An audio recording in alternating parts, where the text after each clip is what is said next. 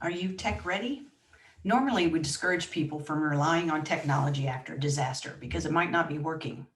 However, there are a few technological tools that you can download now that might be helpful after a disaster. This video works best if you watch it on a large screen like a computer or your tablet with your phone next to you. The slides will advance automatically, but pause the video if you need more time. After a disaster, the way we normally communicate with others, a phone call, a text, direct messaging, may not work. We might experience an hour of overloaded systems where nothing gets through, or it could be days to weeks of a complete communication blackout because the system is damaged or no one has electricity. After a disaster, text is best. You have a better chance of reaching family or friends with a text than a phone call. And when you send a text, make it count. Tell folks where you are, how you're doing, and what your plan is. Something like, I'm at work, I'm okay. I'll be leaving here at 3:45 to begin the walk home. I'll stop by Denisha's apartment to check on her. Make it count. Remember to include the date and the time in your text in case it gets delivered hours or days later. Also, ask someone to be your out-of-town contact. After a disaster, you might be able to text a friend in Georgia or New York before you can reach your partner 3 miles away. Designate someone who lives east of us, Spokane, Washington, or further east, not up or down the West Coast. Ask them to be your out-of-town contact. All they need to do is to forward any text they get from you to other family and friends on the ground. They act as your relay. Also, give your out-of-town contact a list of things to do if and when they hear from you.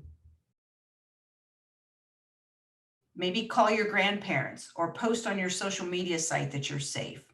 Give them a job to do. They will appreciate it. Before we get into the smartphone apps, there's one last thing you need to do. Write down all your important phone numbers in case your phone breaks in a disaster or you run out of power.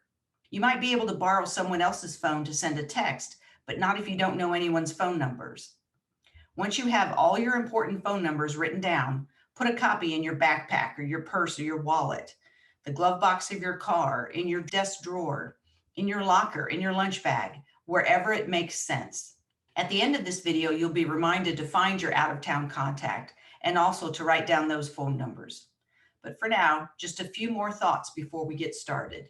Some of these apps work without a cell phone or Wi-Fi signal, which is why they could be helpful after a disaster. They can be very handy to use when you're trying to get information, provide medical care to someone or yourself, or navigate around a city that looks very different after a disaster. All these apps are from reputable sources. They have really good reviews, but if you find one you like better, have at it. And please let me know if you find one you like better. Once you've downloaded all of them to your phone, think about putting them together in a file.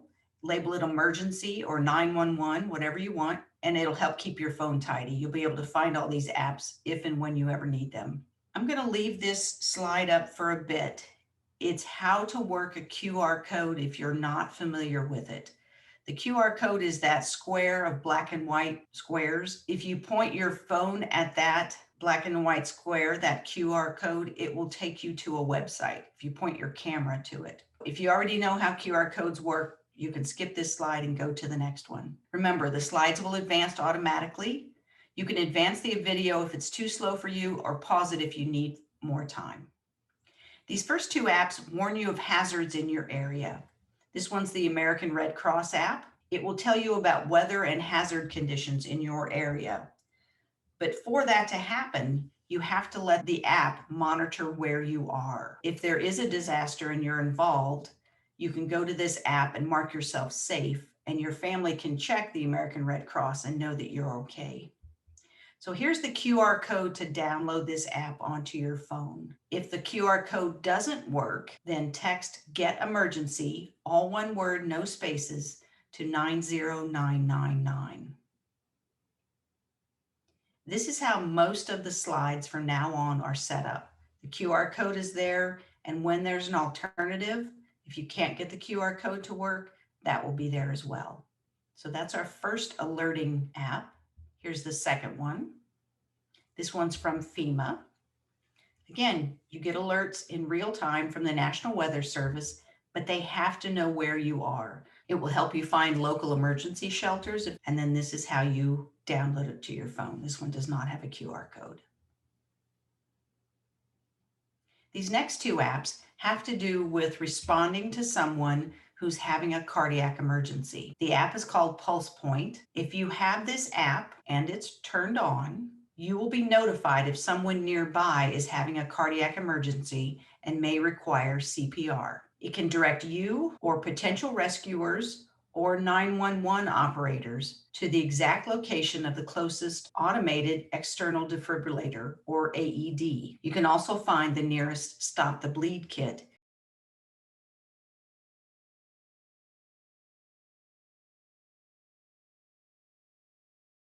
This next app is how those AEDs are entered into the app, and it is done through a crowdsourcing system. The public reports and updates these locations so that emergency responders, 911 operators, and nearby citizens trained in CPR can find the AEDs when a cardiac emergency occurs, or they can find the closest Stop the Bleed kit.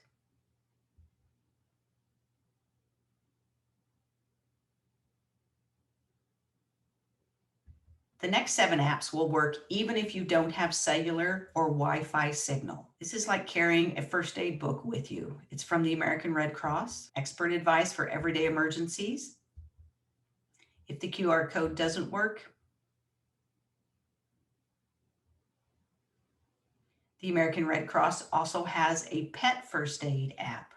Again, it's like carrying a book on how to take care of your pet. This can help you find the closest emergency vet clinic, and you can call them right from the app. You can also learn how to perform pet CPR.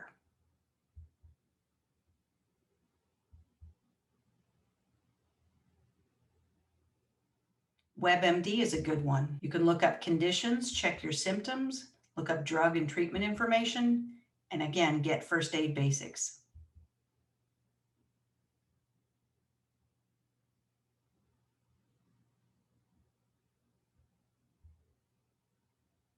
Survival Guide to help you take care of the necessities of life.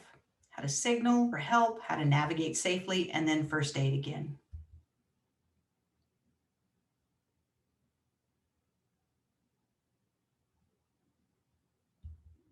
Handling hazardous material. There are critical steps you need to take in the first 30 minutes after a hazardous material accident, and this can be your guide on what you should do.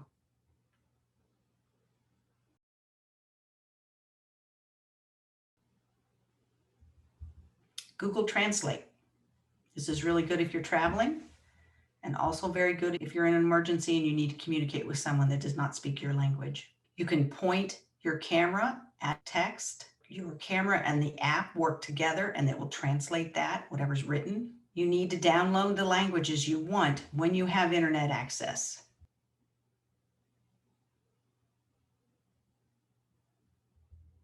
Knot tying.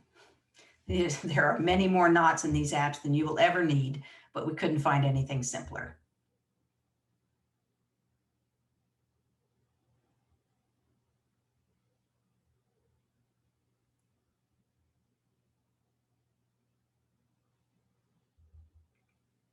The next 3 slides are not apps, they are websites. Visit them and answer the questions.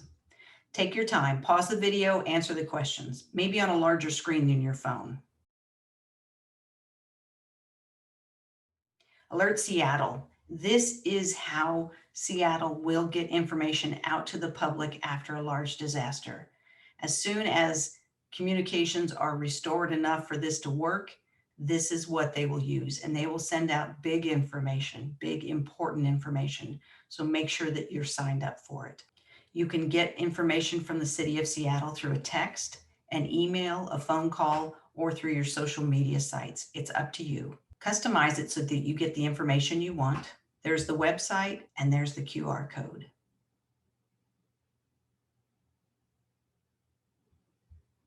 This is Alert King County. King County uses this application to get their information out. You definitely want both. Again, it's very customizable. There's the website and the QR code.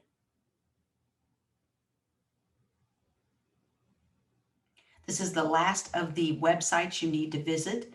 This one, again, is very important. It's called Smart 911. It gives 911 operators and folks that are driving ambulances information about you before they arrive at your house or your place of business or wherever they're called to help you. You put the information in there that you are comfortable sharing. And the 911 operators in King County, which includes Seattle, use this system.